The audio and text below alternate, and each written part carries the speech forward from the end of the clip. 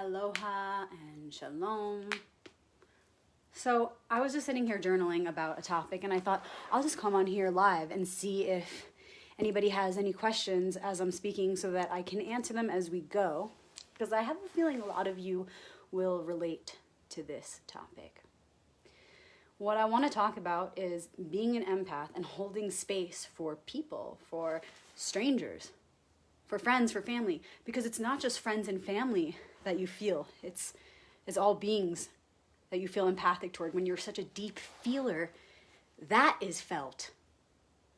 People can feel your compassion, and they see your strength in your sensitivity, and they come to you for help. They come to you as a safe space to unload. And that can be hard from many different angles. And when I say strangers, friends, and family, I mean strangers, friends, and family. Strangers will feel your sensitivity and they'll just go, wow, I feel such a comfort in your presence. And so sometimes you'll find that absolute strangers will just dump their life story on you. They'll come to you as a safe space, even though they don't know you. You carry that in your aura when you're an empath. And we all have the ability to tune into that empathic archetype. We all do.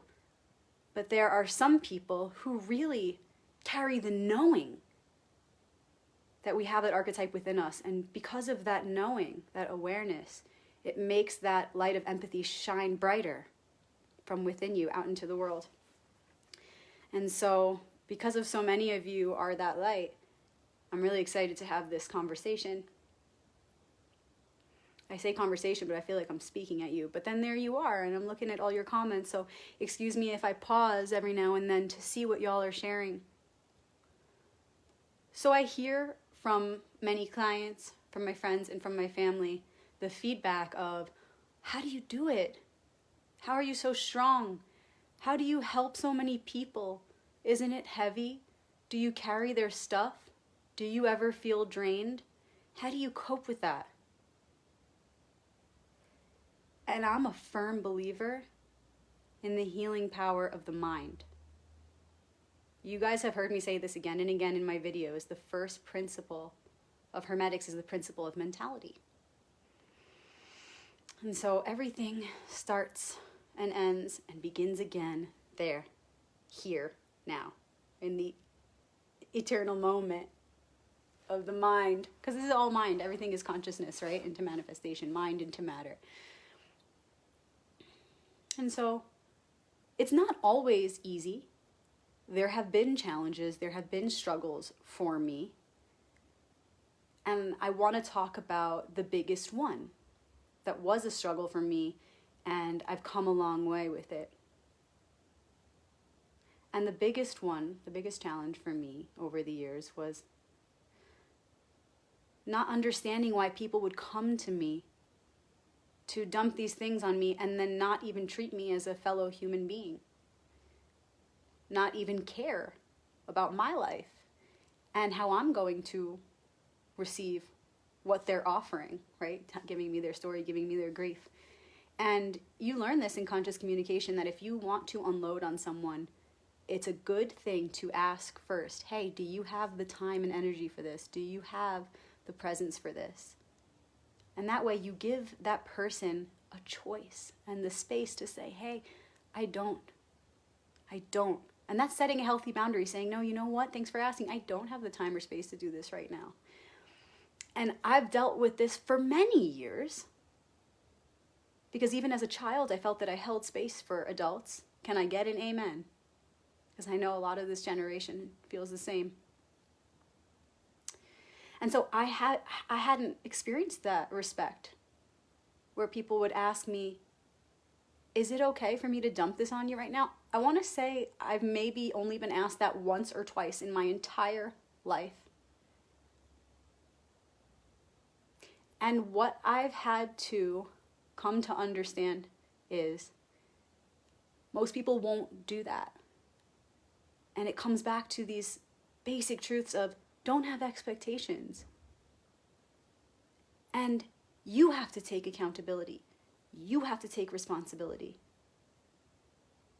If you don't have the space and someone doesn't have the decency or respect to ask you, rather than being angry with them, you can invoke that compassion within yourself, which is infinite. You're always connected to it. It's that source energy, compassion. You can tap into that and understand that they're not capable of asking, and that's why they didn't. And you have to be the one to be a healthy example of exerting a healthy boundary. Hey, I hear that you're hurting right now, and I don't have the capacity to be there for you. That's a big one. And on that same note, I have to say that I've rarely done that. I've rarely said, hey, I don't have the space for this right now. There may have been 1 or 2 times in my life where I've said that. But I know I can, and I know it's my responsibility. And that's really important as an empath, as someone who is so compassionate, as someone who wants to help, who wants to be there. And I see Cheryl here sharing that she would say no if it was too much. And good for you. Because it's not helping anyone when you deplete your own energy. And I had a reading done by Twin Trees, these amazing beings and authors of the book Stones Alive, when they were in Sedona, and they said to me, one of your challenges is rushing to help. Rushing so quickly, so passionately, that you trip along the way, that you get hurt along the way, that you end up hurting yourself. And I see that Kelly's saying she never says no. So I hope that this can inspire you, Kelly. And so we are a part of the one. Don't forget that. So even if on the outside it looks like you need to help, check in with yourself first. At what cost? Because you need to keep your energy up to be able to continue to be of service. So at what cost? You know? And I'm here to say that there is a balance. Sometimes we do have to say no. But also, right, life is a paradox. So also, there are times when you're going to want to say no, but really, really check in and ask yourself, am I running away? Am I escaping? Maybe. I feel like I don't have the energy to help, but if I can remember that I'm connected to an infinite source, and that remembrance empowers me so much to the point where I feel good enough to do it, could maybe this opportunity pull me out of my own exhaustion? Because remember, when we help others, we help ourselves. So that's the tricky thing. That's the paradox of the one. Sometimes you feel depleted and you're going to have to say no, but sometimes you feel depleted. And if you just take the opportunity and push past the discomfort, then it could empower you further. It could lift you up when you lift someone else up.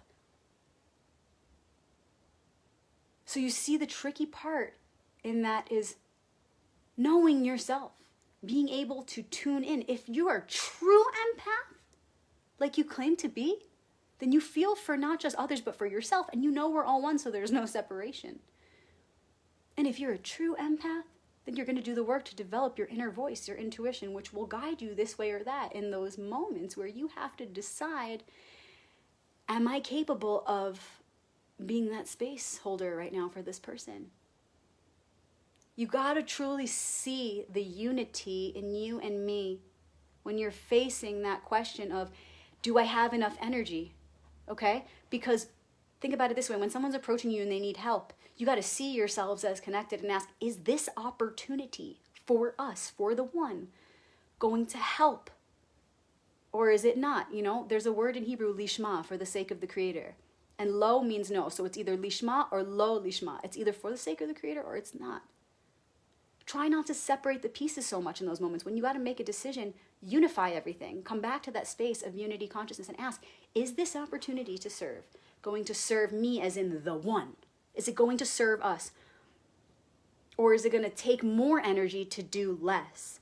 Am I going to end up expending more energy and getting nowhere? That's what you got to do when you're asking, should I show up to be a space holder or not?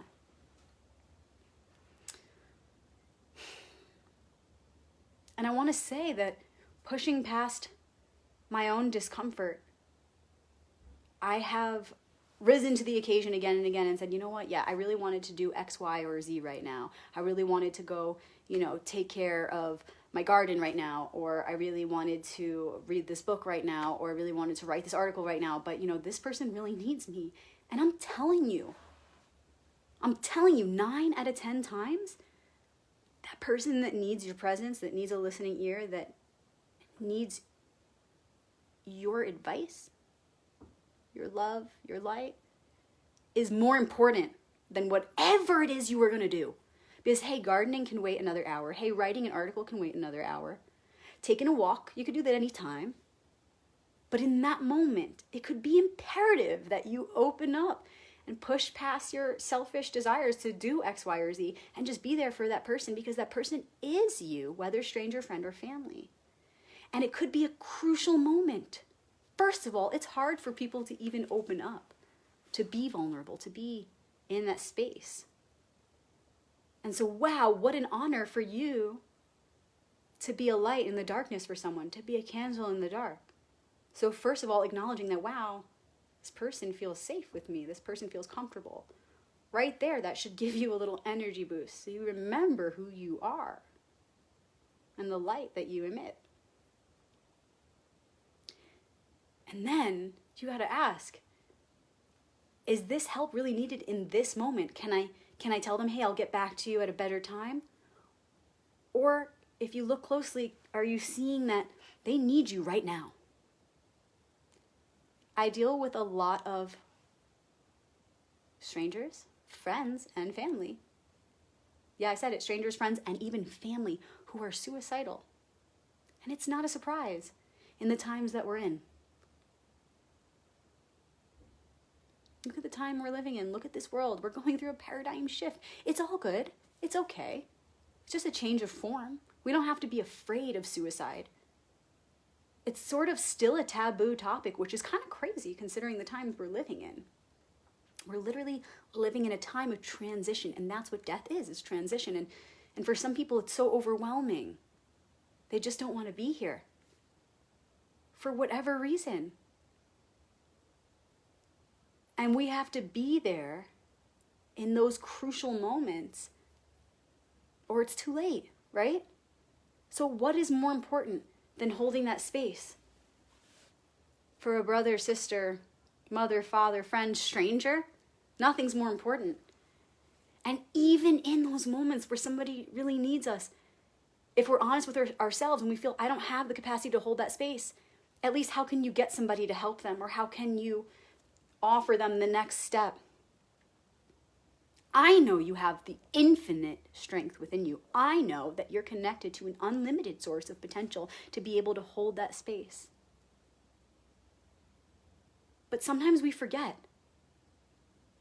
And we just can't be there. And then sometimes someone takes their life or does something so intense to hurt themselves, self-sabotage. And then we feel guilt that we weren't there to hold the space. And then you have to go through the process of self-forgiveness and all the lessons that come with that. But how can we, before we come to those points, ask ourselves, am I capable of holding this space? And then from there, knowing, of course I'm capable, but does it truly serve the one right now for me to hold this space? Another thing I wanted to talk about as far as being an empath and holding space for others is, going back to what I was saying about how sometimes I felt like people didn't care that I was human too. Didn't care that I had a life. I mean, I experienced over and over again, I still continue to experience people who will not like me anymore or think poorly of me because I wasn't able to hold the space for them in that one moment that they needed it. And I'm trying my best, I promise you that, to help as many people as possible. I'm a mother, I have multiple jobs, and I hold space for a lot of people. And like I said, including my own family. And of course, they're very important to me. And so I have to decide how to divide my energies most wisely. I have to use my intuition to do that. I just want to address Anthony's comment here. He said, there were many that would be glad they plotted my suicide. And it doesn't matter. Because that's not your truth from within your heart. It doesn't matter. We're not even going to think about the many others. Because there's only one here now. And then Maria's comment here, I see, she says, selfishness is running rampant. And I'm unconcerned. You know? We know. And so going back to what I was saying, it's like I have to divide my energy wisely, and I can only help so many people at once. And sometimes I feel like this mother of the world with all little babies tugging at my skirt asking for help. What about my own inner child who's tugging at that skirt asking for help, asking to be seen? You know, so I have to help that energy within myself.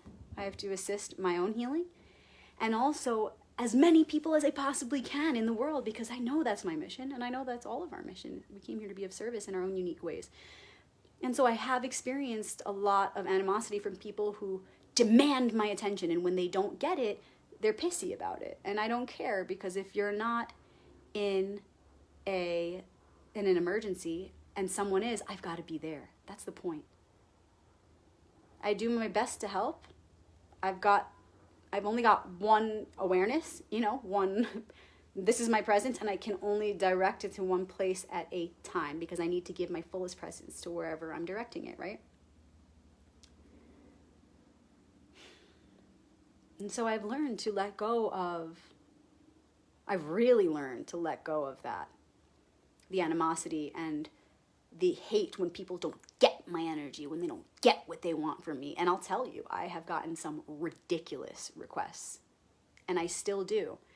And I've come to a place of such trust in my own efforts that I couldn't possibly take it personally or be upset for a moment, because I'm way too busy over here doing my thing, helping as many people as I possibly can. I do free videos every single week for years.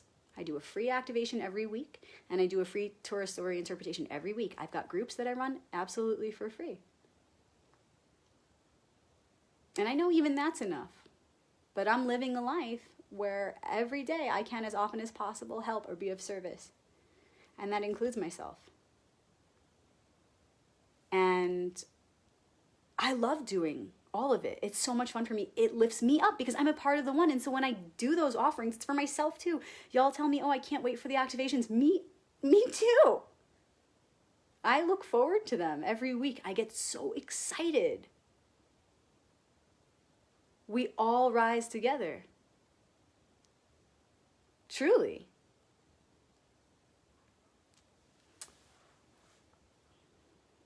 And I'll tell you, the activations every week, I've got clients that reach out for private reading, and I'll be booked out and I don't have time or I don't have the energy to do the session. And so I say, sorry, I'm not taking on a new reading right now. I'm not taking on new clients. And within days, I'll get a message, hey, you know what? The activation answered all my questions. So never mind. It was as though the reading was just for me. And you know what? I feel that way too. That's why I do these readings for the collective, because I truly know and believe that when we're doing those readings every week, they are for all of us. As with one, so with all. There is a common denominator of the incoming energies always. There's always a theme to what the incoming energies are, and we're all just experiencing it in a different way with different names and different disguises. But underneath it all, the energies that are the operative forces are always the same. And so I do those free readings, and I've got people that come to the activation portal every week and they get what they need. They don't need a private reading. I do tarot lessons so that you can be divining your own life, so that you can learn the symbolism, to be able to identify it within yourself and in your world, to be able to guide your own way. I don't want to be your tarot reader forever. I don't want to lift the veil for you. I want you to lift it for yourself. I'm reading your comments as we go. And so that's one thing as an empath I've learned to not take personally is, you can only divide your energy in so many ways. You can't get to everybody. And so you certainly can't take it personally when someone's upset about it. I, at this point, have friends and family reflecting back to me, oh my God, how do you do it? How do you do it? And that's how I know that I'm doing my best. I have friends and family who come to me for support and then apologize for it because they're like, oh my God, how did you even have that hour and a half for me to just, verbal diarrhea? How did you even have that space? You're so busy. And I'm like, I don't even think about it. God just sets it up perfectly. The Creator always has the plan. There's always a perfect order. When someone reaches out, it's always the perfect moment. And whether we say yes or no to being that space holder, it's all perfect. It's all perfect. They reach out in the perfect time. You receive the opportunity to say yes or say no in the perfect time, in the perfect moment, for the perfect reason. It's all lessons. It's all blessings. And another thing as an empath that you might have experienced before is this. Somebody comes to you and they need some advice, and they go on and on and on, and you hold space for them, and you share with them your advice and how they can maybe pull themselves out of the hole that they're in. And then they disappear. And obviously with tarot clients or strangers, I don't expect to ever see them again. But as an empath, your friends and family, maybe when they come to you and then they disappear after you shared with them your advice that they came to you for, you might feel like, what the hell? Where'd you go? Where'd you go? We just had this deep talk and you're not even keeping me posted. And there's a couple things I want to say about that. A, we can't have an attachment to what happens after you share the advice. You have to know that when someone comes to you for advice, whether it's a complete stranger or your own brother, you're doing it because you're grateful for the opportunity. You see them as not just your brother or your best friend or whatever. You see them as a part of the one. And you're doing it for that one. And with no expectation, with no attachment, to simply be a listening ear. To be a space holder, that's what that means. It's not about you. The other thing about that is sometimes we give advice and the person receiving it doesn't actually take it. And so they end up doing the thing that you said not to do or that you shared you wouldn't yourself do personally. Okay? Or they commit to making a change and then they don't actually make the change. And so oftentimes our friends and family, after receiving advice, won't reach out to you because they feel shame or guilt. We cannot take it personally. They're doing their best. Just focus on yourself and doing your best.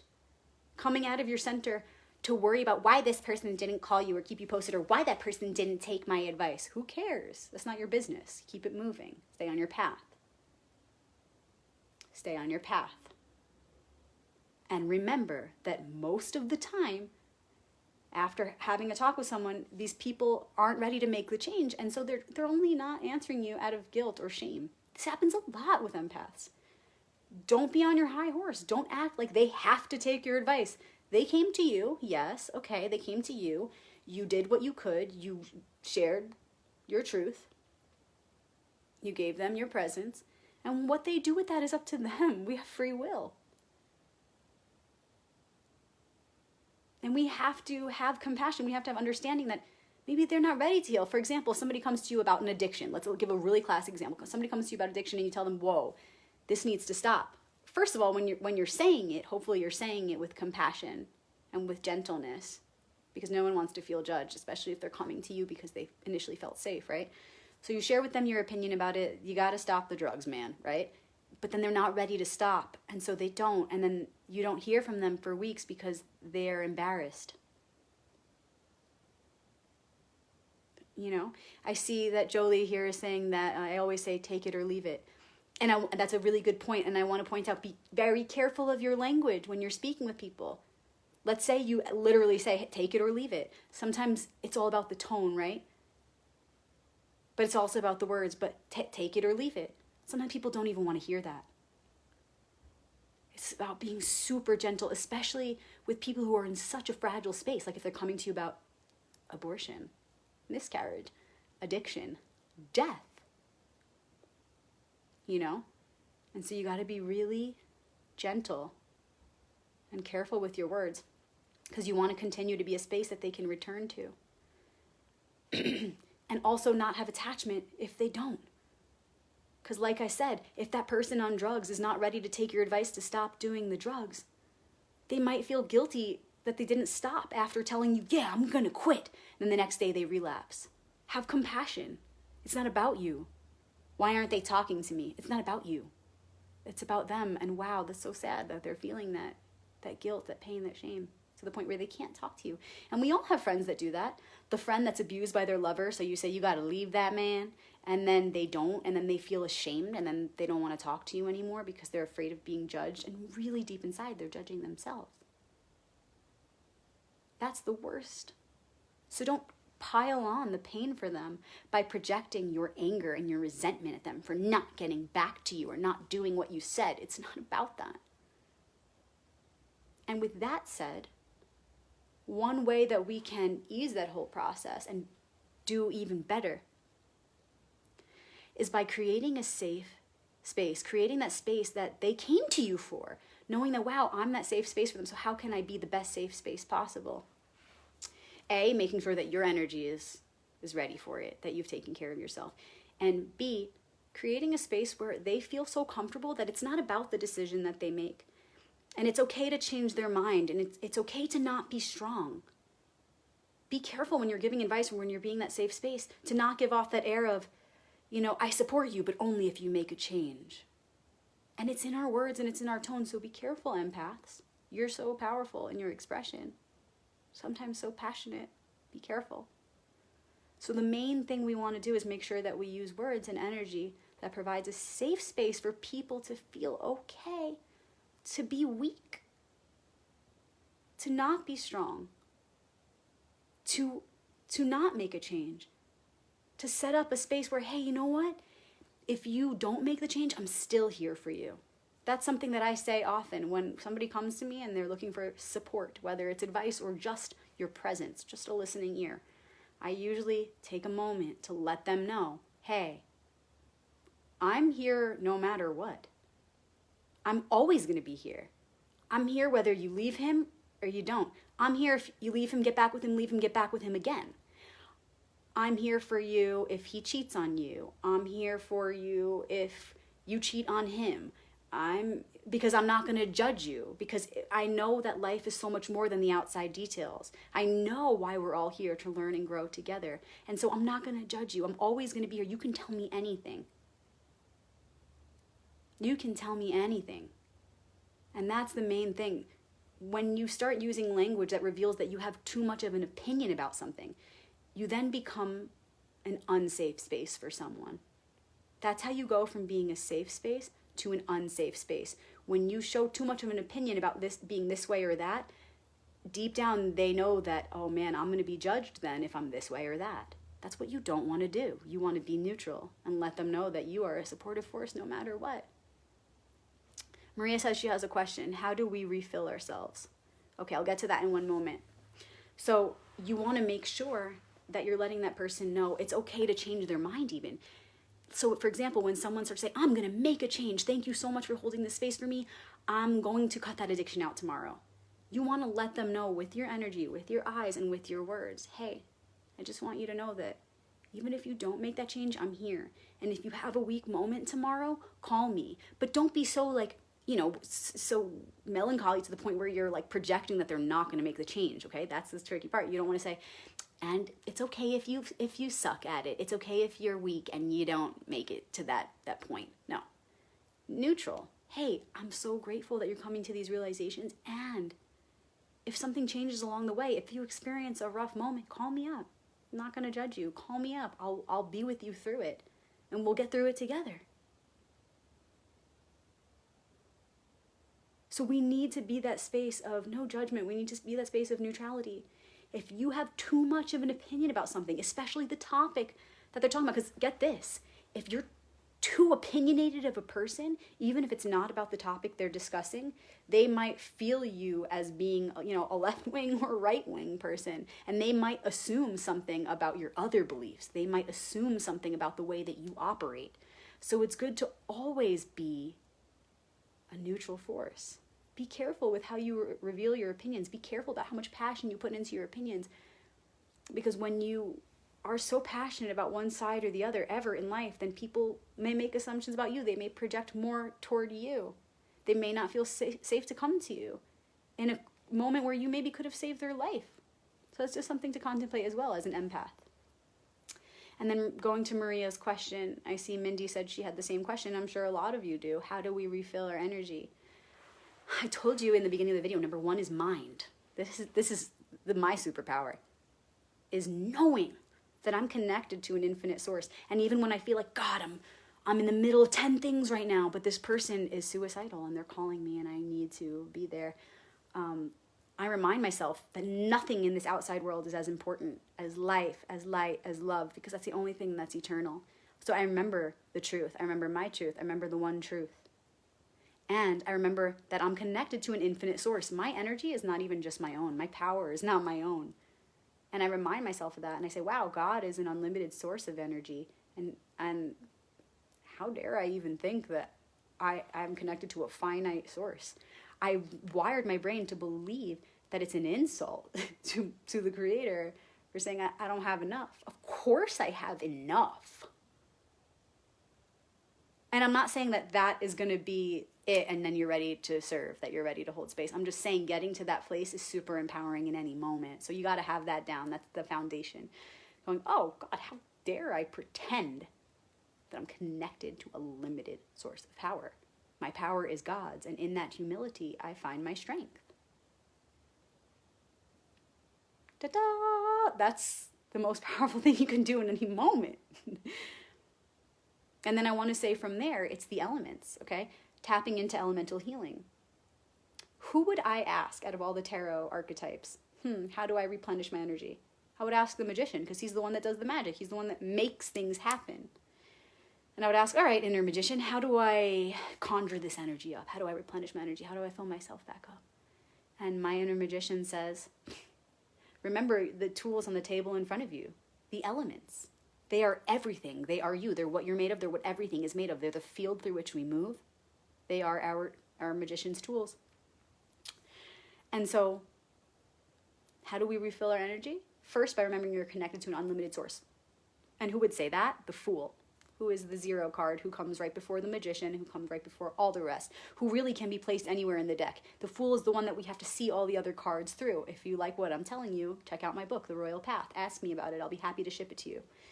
Okay, so the Fool is the lens through which we see the others, and the Fool knows we're connected to an unlimited source. So that's where you want to begin, always. Then I go to the magician. How do I replenish my energy? The elements. Simple. Take a shower. But really, take a shower. I don't care if you took a shower this morning to clean yourself. I'm talking about take a shower in a meditative way. Or take a bath, water. Go to the ocean, go to the river, go to the creek.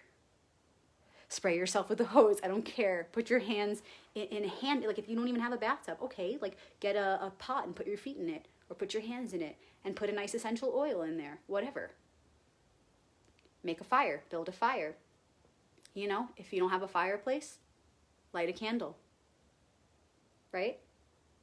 And I like that Maria said, and then the high priestess, right? You can keep going with the story. You can go to the high priestess, you can go to the empress, you can then go to the emperor, walk yourself through the story and have a conversation, have a dialogue with the archetypes, because they're inside of you and inside of all things, and they all have an answer. They all have a piece of advice. Okay, so but going back to the elements, water, fire, a candle, fireplace, earth, put your feet on the ground outside. Put your hands on the ground. Or remember, everything is mind. All the elements are born from the mind. So you can even think of the earth and think of the definition of earth as it relates to you and how you connect to it. Just redefining the elements, exploring your definition and connection of and to each of the elements will be helpful in healing and replenishing, because the elements are our allies. All of the archetypes can be categorized into the 4 elements, by the way. This is a Kabbalistic understanding. Okay?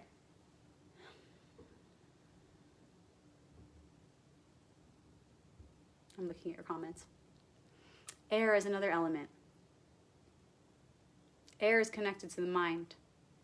So you can meditate. You can go outside and be in the wind. Do breath work, pranayama. Make up your own breath work. I don't care. It doesn't matter. If you only listen to your breath, it will guide you. If you just be present, the breath will guide you. You don't need to know any fancy breath work. You don't need to pay a yoga master. You are the master. The master lives within. So that's a great way to replenish your energies. I will share with you another practice that I do is I visit a myopractor in town. Myopractics is like a chiropractor, but also they do muscles and visceral manipulation of the organs. So it's muscles and bones. And the ones we have in Sedona are so amazing. It's such a blessing and have healed so many of us. And they help to realign your form. So if you don't have a myopractor, you can go to a chiropractor. Or you can do some stretching. Anybody can do that. You don't need to have money. You don't even need to have a house, a home to do that. You could do that outside. Even better, go do it on the earth or do it in the water, next to a fire, in a windstorm. Okay, so lean on the elements and focus on alignment. Sometimes we have a hip that's out of alignment and it throws everything else off. That's such a metaphor for life, right? When one thing is out of alignment, everything is out of alignment. And keep in mind that the spine is the center. The spine is like right where the kundalini rises, where Shekinah lives. It's where the spirit moves, right? Like the chakras. So you want to keep yourself aligned. You want to keep yourself straight. Posture. Practice your posture. If you feel depleted, put some books on your head and have a walk. Maybe stretch first. Get into your body. We're not here to exit the body. We're not here to leave the body. We're not here to try to run away from the body. We're here to bring the soul into the body, soul embodied. So how can you fill yourself up? What does that even mean, right? Fill ourselves back up with energy, essence of creator, light, life force, energy, spirit. So when we ask, how do we fill ourselves up? We're asking, how do I fill up my cup? How do I fill up my vessel with light? Go to the elements. First of all, remember that you're connected to an infinite source, and right then and there, you're filled, you're overflowing. But then go to the elements and go deeper with it. How can you, through your senses, which are the things that are the bridge between us and spirit, between mind and matter, how can you use your senses to fill yourself back up, to connect to the elements? You can smell an essential oil. You can go smell a bed of roses. You can bake some cookies and smell those. And really be present with all the tastes that you're tasting as you taste your own creation. Okay? So, use your senses as the bridge between you and the elements. That's how you can fill yourself up. Robert said, walk in nature. Yes, I was talking about bare feet on the ground. Walking in nature. On Shabbat, this is like a main ritual that people do. In Israel, they'll go out on family walks in nature, plant trees. Plant a tree. Get out of your own selfish story if you want to be filled back up. Sometimes, like I said earlier in the video, we think we need to fill ourselves back up before helping someone, but helping someone will actually fill us back up. Because you're filling up your own cup, because we are one. So that's when the intuition comes, and you really got to ask yourself.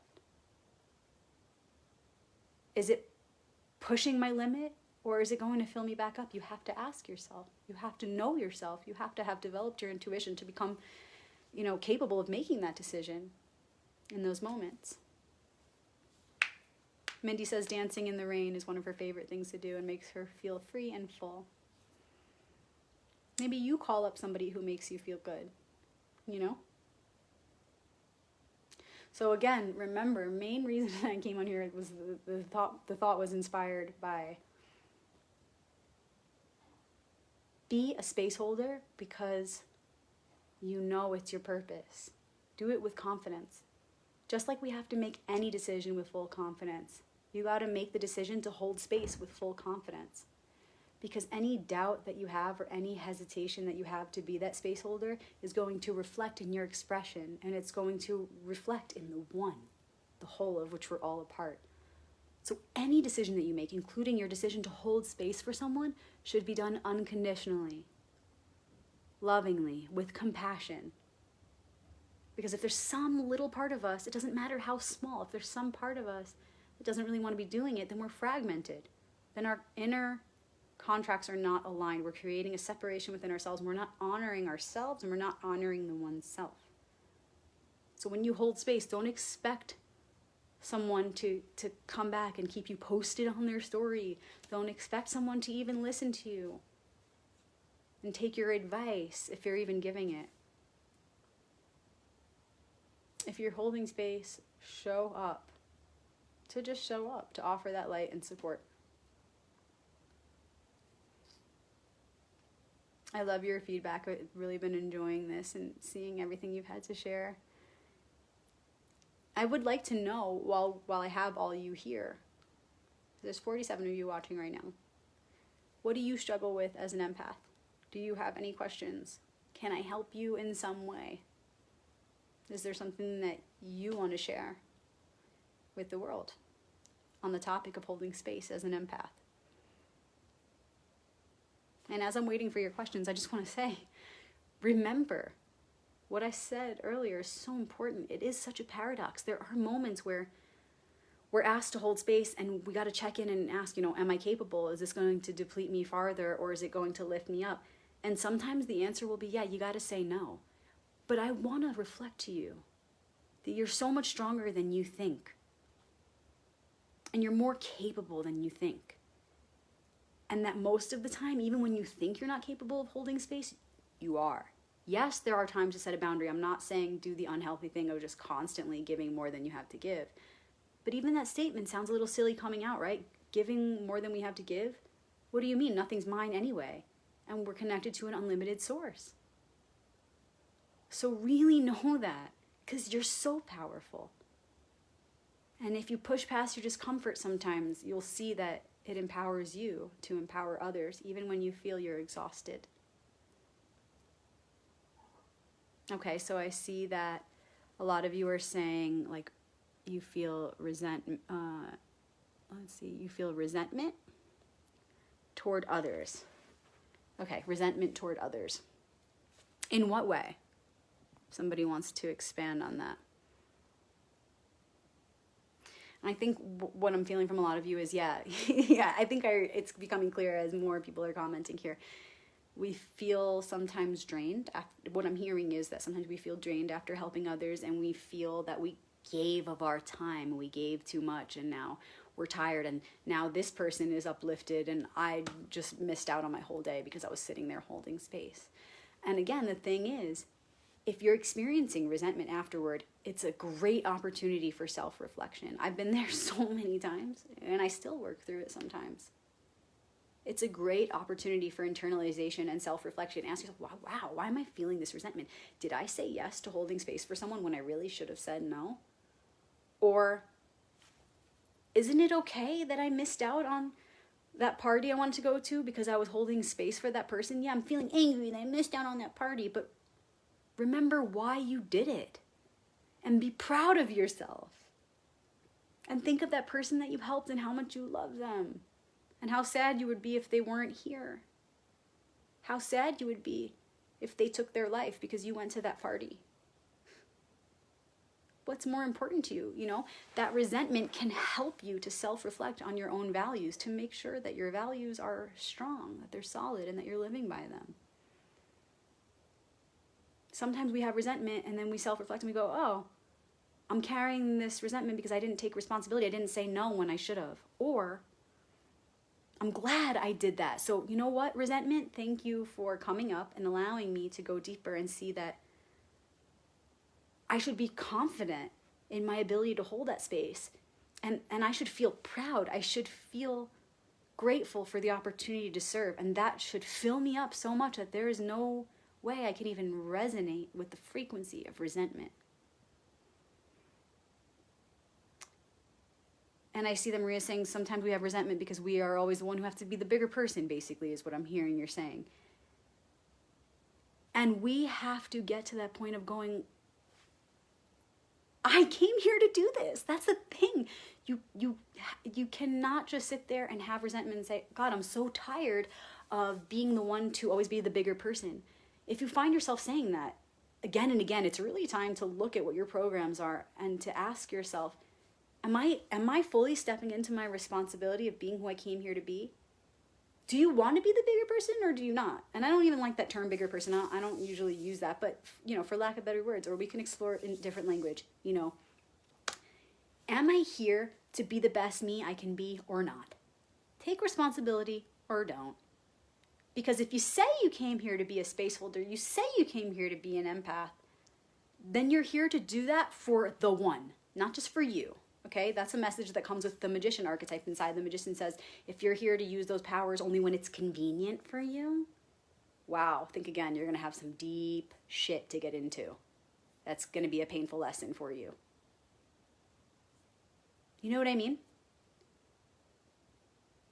Because we didn't come here to be the best person we could be only when it's easy. In fact, we came here to prove to self that we could be the best version of ourselves, especially when it's difficult. That's why we came here.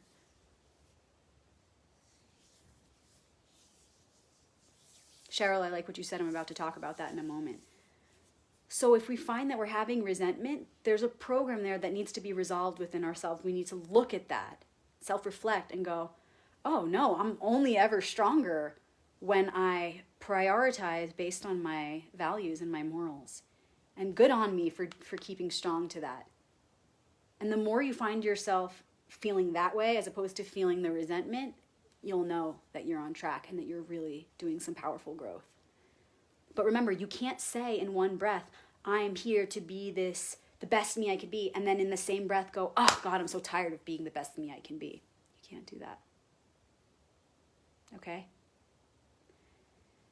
And going back to the comment that I just mentioned about, she said she's afraid that people won't reach out when they're in that space of vulnerability, when they're in that space of wanting to take their life or commit suicide. And that's why we have to create that safe space for people to feel vulnerable, regardless of what we believe to be right or wrong, regardless of our judgments. We have to be that safe space so that people do feel okay to reach out to us, so that they know that any time of day or night they can reach out. I tell people that. I'm like, call me 4 a.m, call me 3 a.m. I don't care what time it is. When you're feeling you need me and you need me, you need me. The universe doesn't care about what time it is on our little stupid clock. And that's the kind of attitude that you have to have all the time to let people know that I'm always going to be here for you whenever you need me. And I'm not going to put my selfishness in the way of saving your life. Life, light, love is the eternal force that we're here to support. That's the Emperor within speaking through me right now. We are here to preserve and support and protect light, life, love, truth. They are one. It's so precious.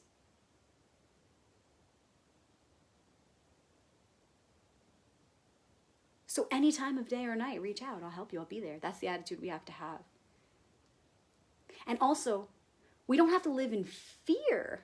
Like I heard the comments that I'm afraid that someone won't reach out when they need me. Well, living in fear about it won't do anything. We might as well reserve all of our energy, every ounce of it, to create and be that safe space always in all moments, so that we become that beacon of light, a lighthouse for anyone at any time to know they're safe with you. And this is not a responsibility for everyone. That's why I included the word empath in the title of this video, because I know that those of you who are still watching are that. And I saw what was shared. Let's see who shared it here. Mindy said, I think my resentment comes when I reach out to those that I hold space for and then they don't help me when I need it. Oh, wow, I've been there. I've been there so many times where those very people that I'm there for, and that's a silly thing to expect, isn't it? It's a silly thing to expect someone to hold space for us. If they're coming to you, then clearly and especially if there's someone who comes to you all the time, because I heard you say someone you hold space for all the time, if they're coming to anyone other than themselves all the time, it's reflecting that they don't have the ability to internalize, that they don't even have the ability to be a space holder for their own stuff. That's why they need you, and it's beautiful that you're a light in the dark for them. And so, of course, we shouldn't expect that that person who can't even move through their own emotional process could be the best space holder for you. So know who your people are. Know who your people are. That's us. We're here. We're here for you. So many people that are capable of it. Come to us. Come to our group, our private group, the Royal Path. Come to the private group, Shabbat Crew. Oh, there's so many support groups and hotlines, and the people who are showing up for those hotlines and support groups are people who want to be there, trust me, or they wouldn't be there. Okay? So it's silly for us to expect that the people we hold space for could hold space for us. That's like me saying, oh, I have this client who's suicidal, and then I called them up because I was having a bad day and they weren't capable of holding space for me. Well, of course not, right? So we have to kind of put it into that perspective to be able to really understand, you know?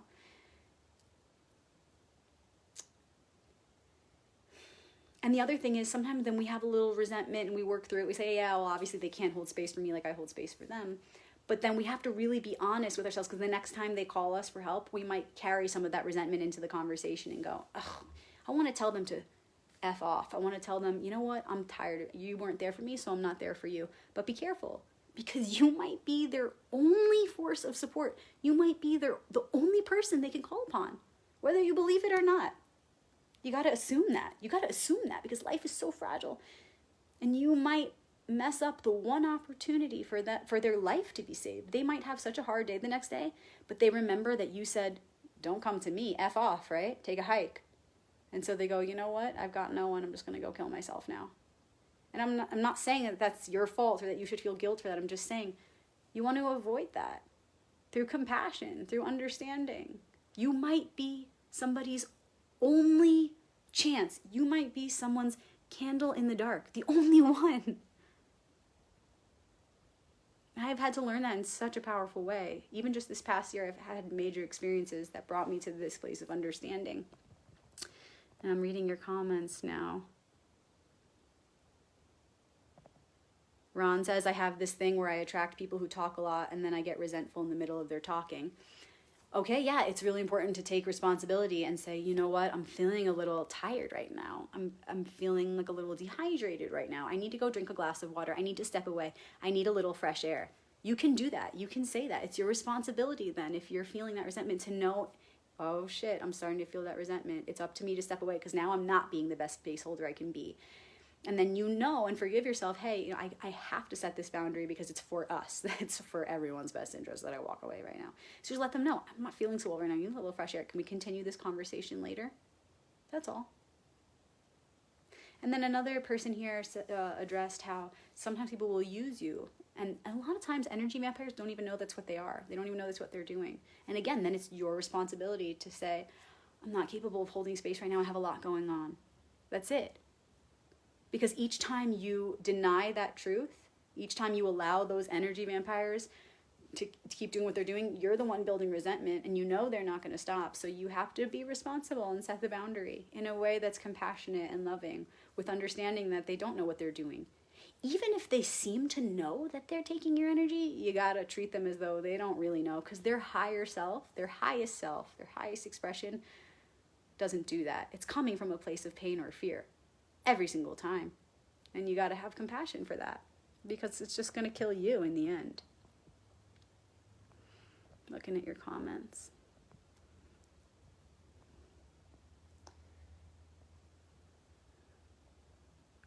So good. Okay. My phone's going to die, otherwise I could probably keep going on and on. I love this topic.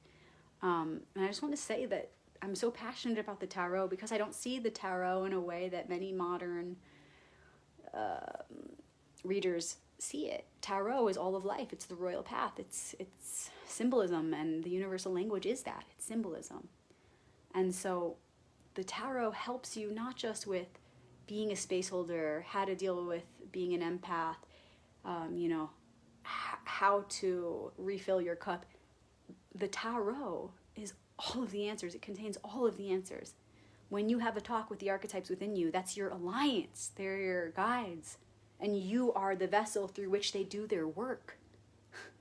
So if you want to learn how to have that dialogue with this inner alliance, my book is literally called The Royal Path, Activating the Archetypal Alliance Within. It's right here next to me. And I've got my book 2, which is all about the rest of the deck. So that goes into the elements. And it also goes into the way that we're manipulated through how we define the elements, how our own definitions manipulate our reality, and how the definitions of media and society manipulates our perspective through the elements.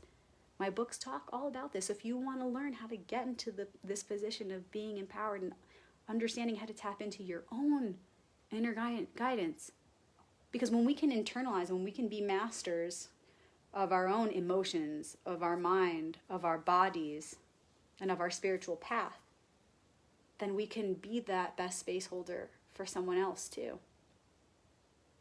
And that's what the tarot does. In each of the elemental suits, just like the kings, right? Let's take the kings, for example, of each of the suits. Wands, pentacles, swords, wands, pentacles, swords, cups, right?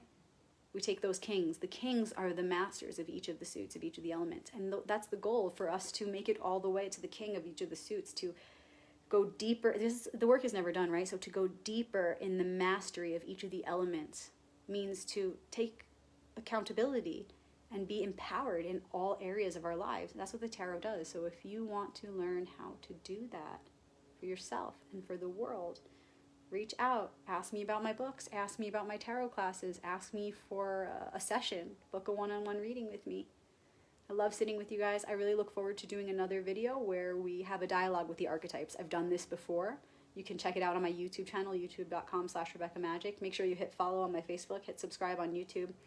And I would really like to do another one of those again soon. So what I ask of you guys is send me a private message or comment on this video what topic you would love to discuss, not with me, but with the archetypes themselves. And I will pick a topic in the next couple days, and I'll go live again, and I'll make sure I announce it so that y'all can be there. Thank you so much for being here now with me. I love you guys.